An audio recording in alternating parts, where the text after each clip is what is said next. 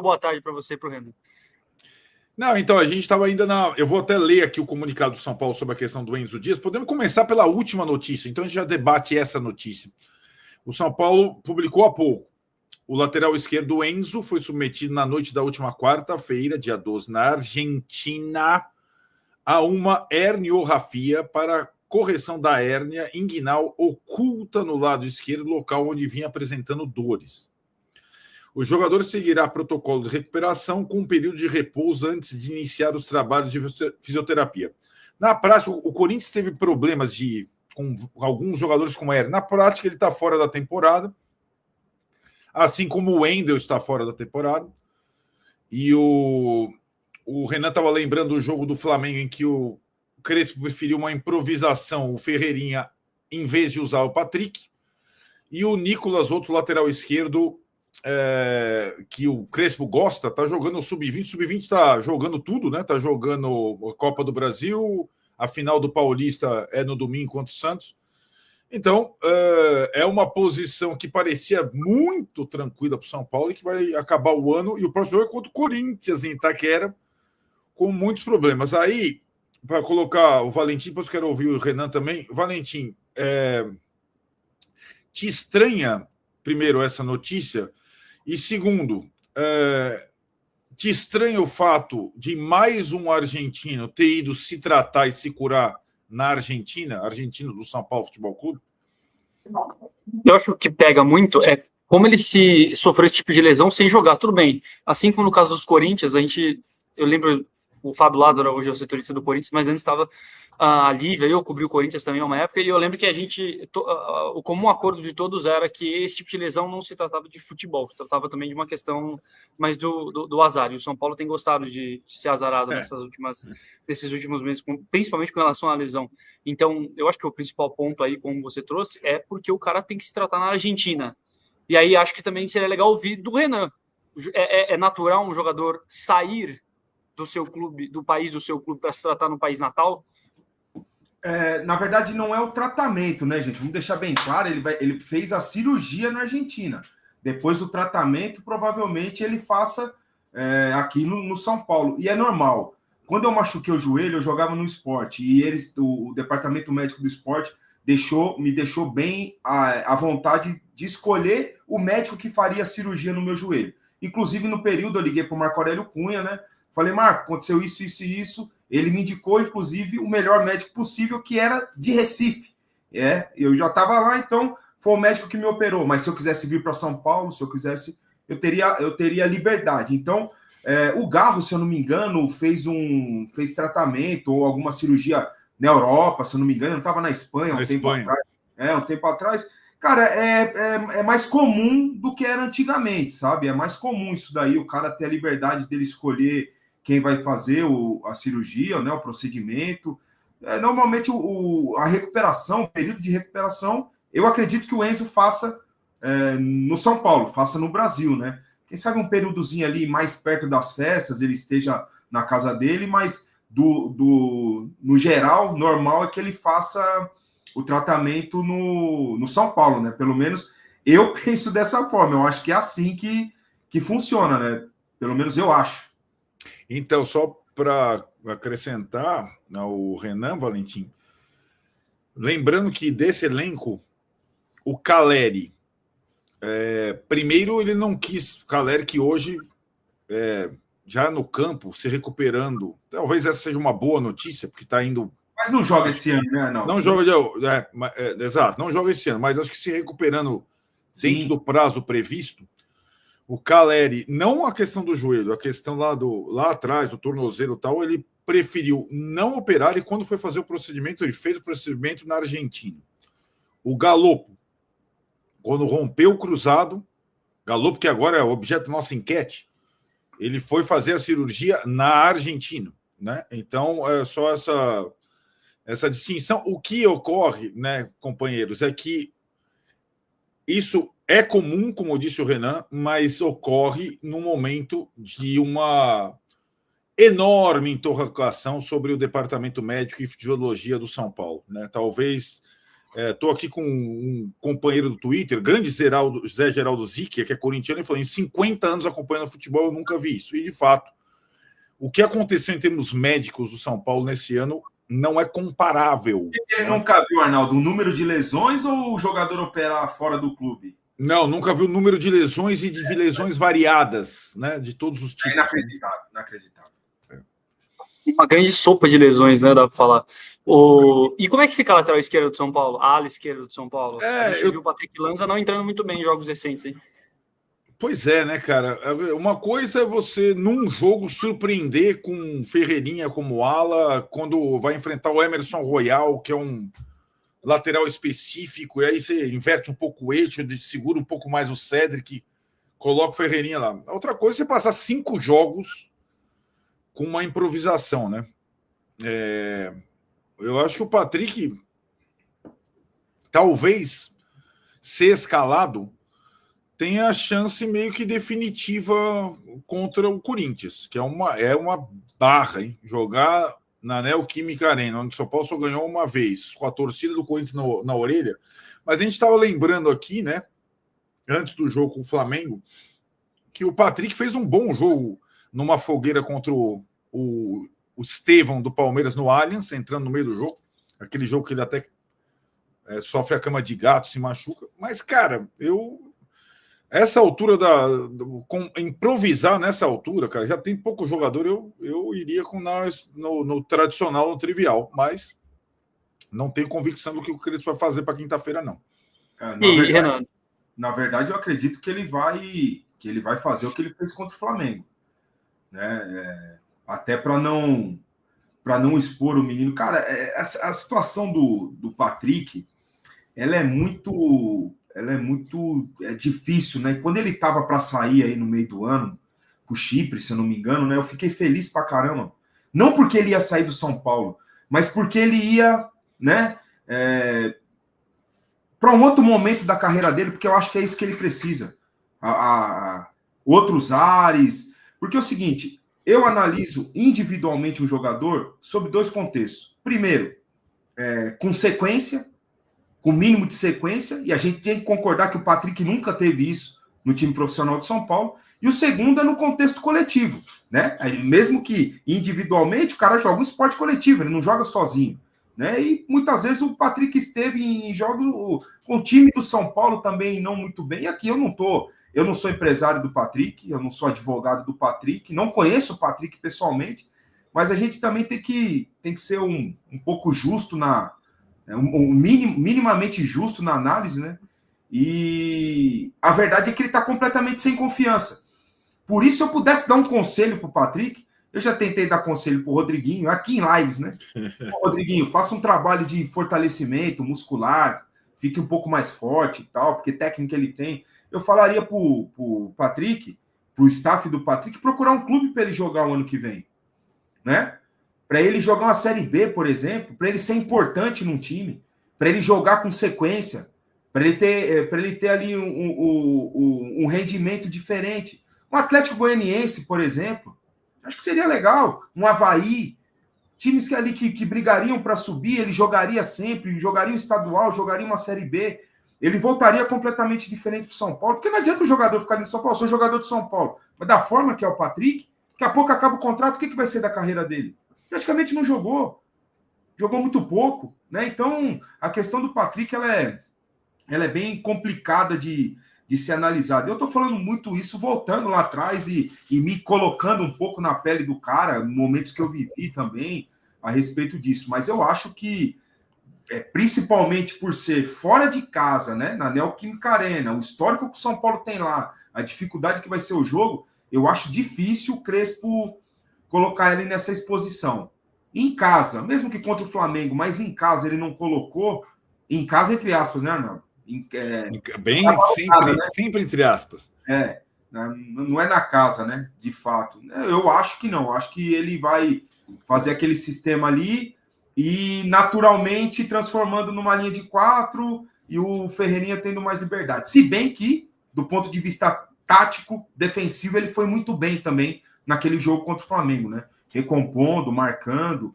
Eu acho que ele jogou muito mais em cima do Royal do que o Royal em cima dele, e ele soube, nos momentos necessários, acompanhar também. Eu acho que ele vai fazer isso. São Paulo que deu uma sorte danada ontem, né? Se o Atlético Mineiro ganhasse do Fortaleza, estava ganhando até os 46 do segundo tempo, São Paulo queria para o 9º lugar. O Fortaleza acabou empatando com 3 gols de Daverson, quem diria. Mandar um salve para a galera aqui, ó. O Oliveira Sepp falando aqui, e jogadores do Palmeiras. Eduardo Alessandro, o Papão tá aqui com a gente, pediu salve, inclusive, salve Papão. Natanael Santos, o Jorge Amício, bastante gente com a gente. Saturno 95, abraço para todo mundo, senhores. Fabiano também com a gente. Luiz Carlos, José Amício, abraço. Sobre a nossa enquete, vocês já responderam a enquete? Não respondemos ainda. Gostaria de responder, Arnaldo? Posso responder, com prazer. Eu acho que, pelo tipo de jogo do Crespo, pela proposta de renovação da equipe, pela função que o Galopo ocupa, se ele não ficar no River, eu acho que ele seria aproveitado pelo Crespo no São Paulo. Quando o São Paulo, por exemplo, não tem o Marcos Antônio, é aquele perereco, né? É aquele perereco que foi contra o Bragantino, um lixo, né? Um lixo. Aliás, foi o ano inteiro, quando não teve o Marcos Antônio. E aí a questão, né? O Oscar, a gente não sabe como vai ser o futuro da carreira dele, o Rodriguinho oscila demais, e o São Paulo para mim, o São Paulo do Crespo só jogou bem com 3 zagueiros e 3 volantes. E acho que o Galopo faria a terceira posição no meio de campo, por exemplo, numa ausência do Marcos Antônio, com tranquilidade. Mas aí precisa ver como é que é o din-din, né? Se sobra para contratar o Enzo, se não sei o que lá, o Tapia daqui a 6 meses e tal, mas eu acho que ele poderia ser útil, sim. Ele jogou. Aí tá, né? Você vê como é que é. O Galopo sofreu muito com lesão no São Paulo, rompeu o cruzado. Ele não foi titular do River o tempo todo, foi poucas vezes, aliás, mas ele jogou a temporada inteira pelo River sem lesão. Sem lesão, né? Diferentemente da época que jogava no São Paulo. Então ele me parece recuperado definitivamente da lesão do cruzado, fisicamente estou falando, e acho que ele poderia ser útil se couber no orçamento, na folha de pagamento. O Renan, inclusive, o Galopo foi titular do São Paulo no Paulistano 2022, jogando como falso 9. O São Paulo não tem atacante hoje, então acho que dá para dizer que se estivesse no elenco, talvez poderia ser um pouco mais útil, né? Mas a gente está falando por ano que vem. E no ano que vem o São Paulo vai ter, teoricamente, né, seus 3 atacantes de volta. Mas o que você acha? O Galopo pode ajudar o São Paulo? Eu acho que pode. Não tenho tanta convicção assim quanto o Arnaldo para substituir o Marcos Antônio. Eu acho características diferentes. É só mais para compor, né, Arnaldo? Não que ele faria como capacidade o que faz. Tem uma opção, né? Teria uma opção a mais, nisso eu concordo. Ele jogou muito mais pelo River, né? Estando apto a jogar muito mais pelo River, sem esquecer que a temporada argentina também, o calendário argentino também é diferente, né? O calendário brasileiro, ele é muito mais exaustivo, vamos dizer assim, né? Um calendário muito mais sofrido. Ainda mais ano que vem, né? Que a temporada começa a 11. Do ponto de vista físico, né, o calendário brasileiro ele é muito mais exigente, né, exige mais do atleta do que o calendário argentino. Mas eu acho que ele poderia compor o elenco, ser um cara ali importante para compor o elenco. E quem sabe, né, discutido ali funções dentro do campo, e na minha cabeça também não passa o São Paulo não jogar com 3 zagueiros. 3 zagueiros, 3 volantes, a situação do Oscar, a volta ao bom momento do Rodriguinho, mas para já, né, nesse momento, na nossa memória curta, que é do futebol brasileiro, não passa pela minha cabeça não ter os 3 zagueiros, 3 jogadores ali no meio do campo, e de extrema composição física, né, isso que é mais importante para mim.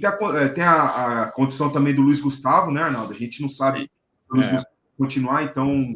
E tudo isso, claro, estamos falando do ponto de vista técnico, o que ele pode ser útil dentro do grupo. Tem que ver o ponto de vista financeiro, né? O interesse do River, se tem interesse do River de continuar, a questão do Enzo, a questão do Tapia, né? Que o Tapia tem mais um tempinho aí de empréstimo, né? Até o meio do ano que vem, todos esses detalhes. Agora, do ponto de vista técnico, acho que ele poderia, sim, ser útil ali ele seria bem utilizado ali no meio de campo do Crespo. Sem esquecer que o Luiz Gustavo, acho que é difícil, né? Não sei se vocês têm alguma informação a respeito disso, mas não é simples, né? Se ele não abrir mão de muito dinheiro, não é simples que ele continue. Né? Vamos trazer então o que a gente tem de informação sobre o Galopo. A informação é, o River não vai deixar ele bater a meta para renovação automática. Então não é que ele não bateu a meta, ele não bateu a meta ainda, obviamente, e não vai bater.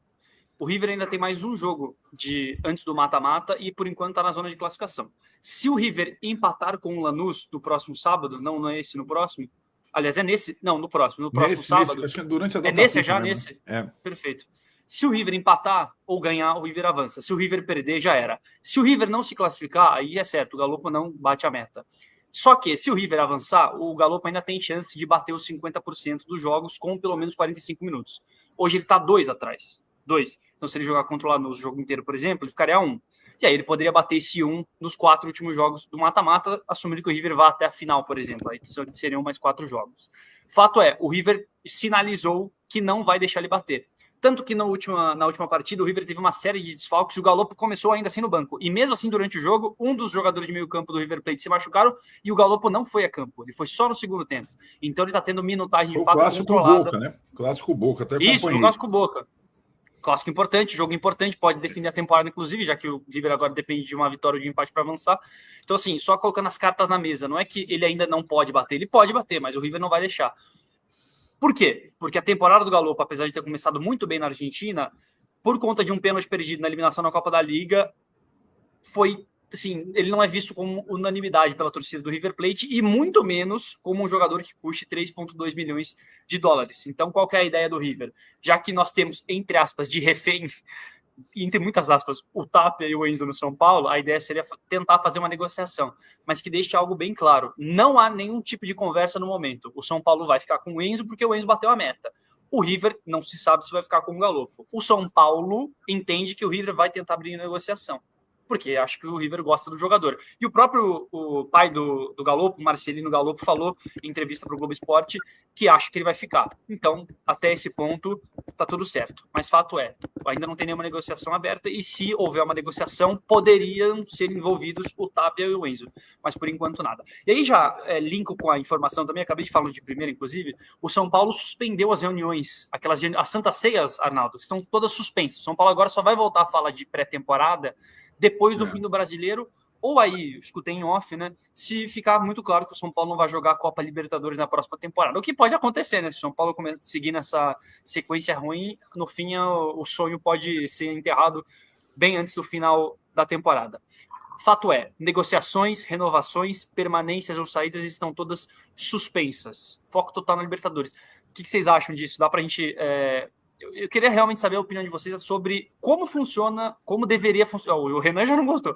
Como funcionaria o planejamento de uma diretoria para uma temporada que começa no próximo dia 11 de janeiro. Ou seja, não teremos pré-temporada. Começa já com o pé no acelerador, não. Bom, o Renan já está traduzindo.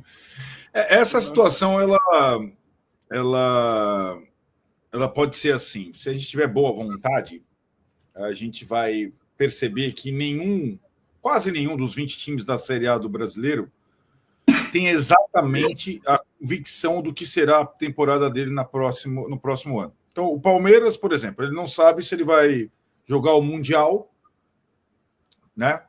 Agora, se ele vai jogar a Supercopa ano que vem. O Corinthians, ele não sabe se ele vai avançar a final da Copa do Brasil, se ele vai ganhar a Copa do Brasil, se ele vai a Libertadores. Não existe não planejar o ano seguinte, ainda mais com essas alterações de calendário, com cenários. Cenário pré-Libertadores, vai ser assim. Cenário sem Libertadores, vai ser assim. Se deixar... Porque, além de tudo, o São Paulo pode acabar em oitavo, como está hoje, e ficar esperando a final da Copa do Brasil para saber se vai para a pré-Libertadores ou não. Dia 21 de dezembro. Não dá para esperar. O que ocorre nessa Santa Ceia, tal, não sei o que lá, é que, na verdade, o São Paulo não tem, hoje, o presidente Casares não tem autoridade hoje para determinar quem vai comandar o departamento de futebol do São Paulo para o ano que vem. esse deixar rolar não existe. E é aquilo, se 2025 foi difícil, pode ser pior em 2026, quanto mais atrasa o planejamento do São Paulo. E algumas questões são independentemente do 8º lugar ou da Libertadores. Esse que é o ponto. Esse que é o ponto. Exato. O ponto principal é esse. Não importa se vai para pré-Libertadores ou não. O planejamento, o perfil do seu elenco tem que estar sendo traçado já. Nesse momento. Quem o Crespo pretende que continue? Qual é o perfil de contratação com a carta na mesa? Nós podemos gastar isso aqui, é limitado. O Muricy deu entrevista esses dias, essa semana. Aí, no sorteio, o senhor Carlos Belmonte, né, também deu entrevista. E os dois, na mesma linha que o investimento será muito pequeno. Certo? Então, você já tem que estar com um perfil traçado do que vai ser o seu elenco e principalmente o planejamento de como será o início da temporada.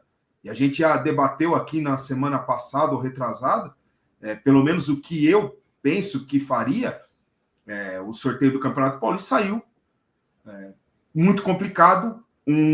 Uma sugestão que o Arnaldo deu. O Arnaldo deve estar trabalhando na Federação Paulista.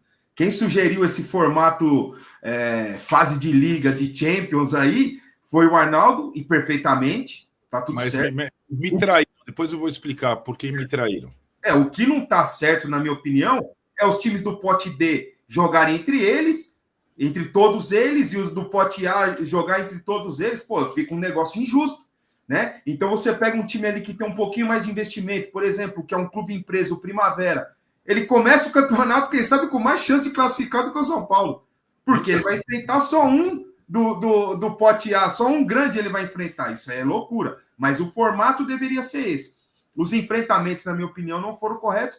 E eu estava pelo Arquibancada Tricolor no sorteio, né? E o pessoal no chat, ninguém falou assim, temos que começar bem para classificar, para se classificar bem. Todo mundo falou assim, tem que começar bem para não cair. Todo mundo falava isso. Não teve um que falou, vamos começar bem, para a gente se classificar bem ali entre os 8. Não. Esse formato deixou muito mais o medo da queda. E eu falei, dos 16 times, acho que uns 12 começa o campeonato pensando, não podemos cair. Começa o campeonato para não cair. Depois da quinta, sexta rodada, aí vê o que acontece. Mas inicia o campeonato assim. Certo? Então, esse planejamento de perfil de elenco e de como vai ser o início da temporada, né?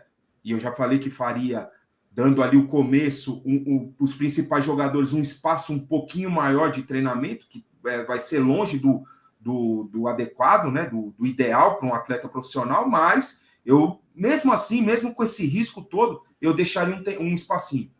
A gente tem que ver agora qual vai ser a ordem dos confrontos, que é o mais importante do que o sorteio.